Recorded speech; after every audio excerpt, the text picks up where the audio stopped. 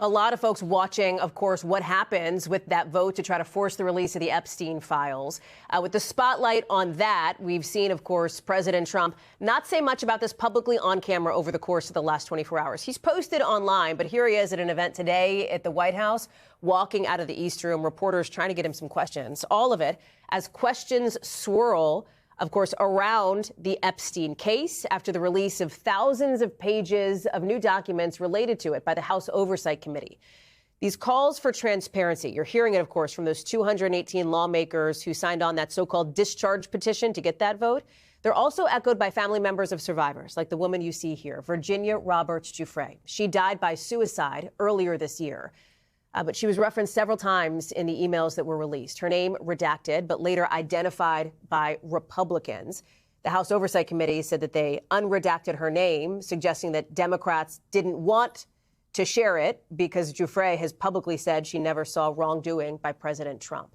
One of the emails suggests by Epstein that Giuffre spent hours with Mr. Trump at Epstein's home. I want to bring in now somebody that we spoke with not too long ago, a conversation just minutes ago with Giuffre's brother and sister-in-law, Skye and Amanda Roberts. Skye and Amanda, thank you so much for being with us tonight. I have to ask, how are you doing? I know that it has been quite the 24 hours, and I wonder your reaction to everything that's gone down this last day.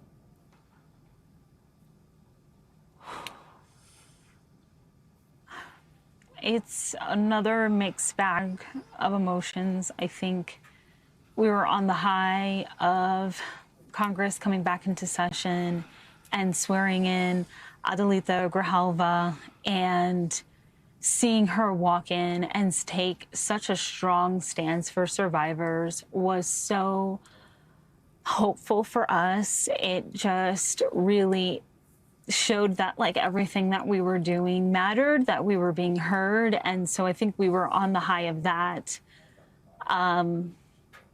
But then the other news really just brought a really bad taste in our mouths.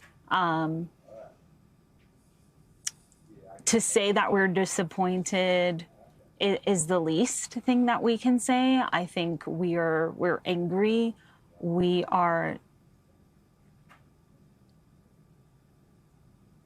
just, it's just so hard to express in the middle of grief and to feel like there was such a disrespect that happened towards Virginia and bringing her name forward. And there was such a discount and no regard for her family. And so it sounds like, Skye, that frustration, that anger that Amanda's talking about was the release of Virginia's name?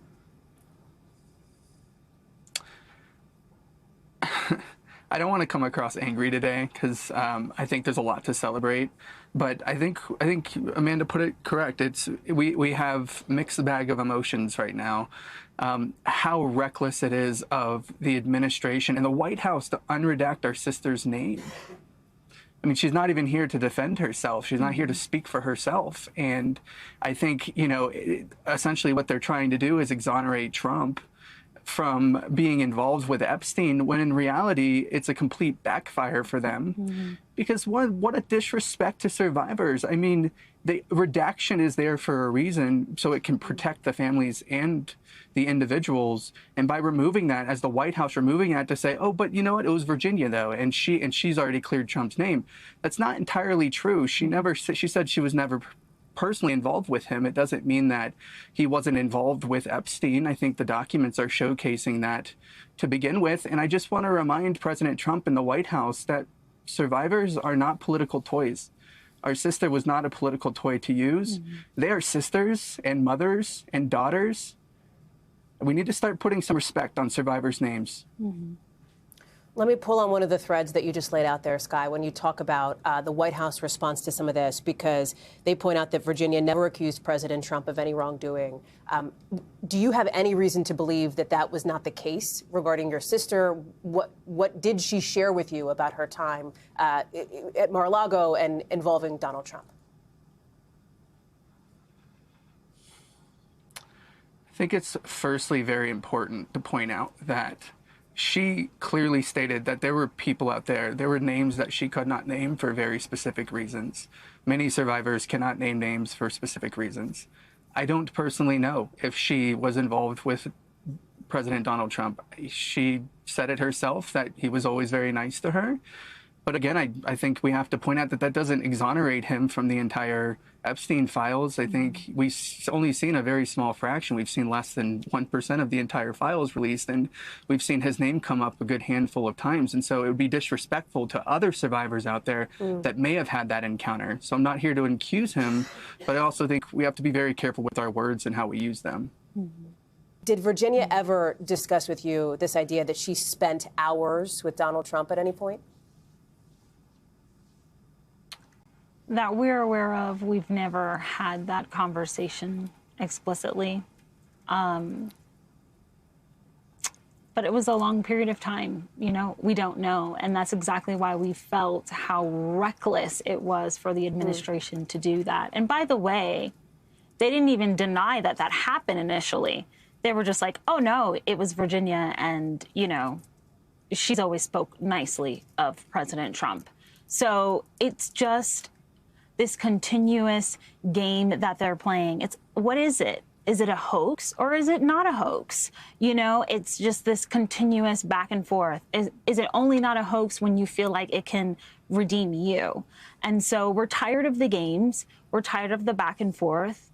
And we're looking to Congress now. We're looking to Congress to do the right thing.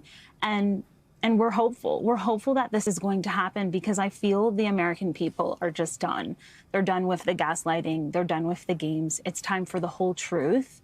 And this instance and those emails just prove exactly why a real investigation needs to occur, because there's so much information that still has to be exposed. Can you share what is your message to the House of Representatives as they prepare for this vote, likely next week, very soon, coming up in a matter of days, to try to force the release of these case files? I would like to say that we are incredibly proud of the 4 Republicans that stepped forward, 3 being very strong women, Lauren Boebert, Nancy Mace, Marjorie Taylor Greene, and then, of course, Thomas Massie. I think they've led the way. I've heard that there are additional Republicans wanting to step forward, but I also want to give call-outs to the Democratic Party as well. Every single Democrat representative has stepped forward to support survivors. And so I do think that this is becoming unified across the aisle. We've never played parties. We don't think this is a party issue at all. And we are very hopeful. I think it's disrespectful for Speaker Mike Johnson to continue to come out and essentially disregard that the Transparency Act is reckless. It's not reckless at all. It's actually completely survivor-backed and supported. Even if, Mike Johnson, it's only 20 survivors. Sorry if that's not enough for you. And I think the other part to it as well is that you know, I think the American public, by and large, is ready for this. They're ready for this. And this is the craziest fact to point out of everything, is that Lauren Boebert was called to the office yesterday at the White House to essentially try to flip her vote. And I think that should concern a lot of us, especially given that the administration ran their campaign on the fact that they would release these files. And now they're extremely scared because now it's going to potentially pass the House. And so I urge these representatives, you are up for re-election. Your people are watching you. We are watching you. Survivors need your support. Please just give us a hand.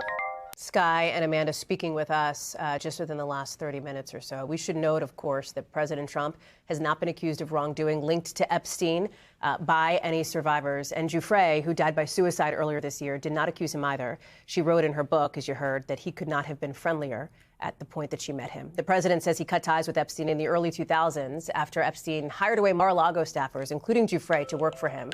And the White House has said the release of the emails proved nothing other than the fact that President Trump did nothing wrong. We thank you for watching. And remember, stay updated on breaking news and top stories on the NBC News app or watch live on our YouTube channel.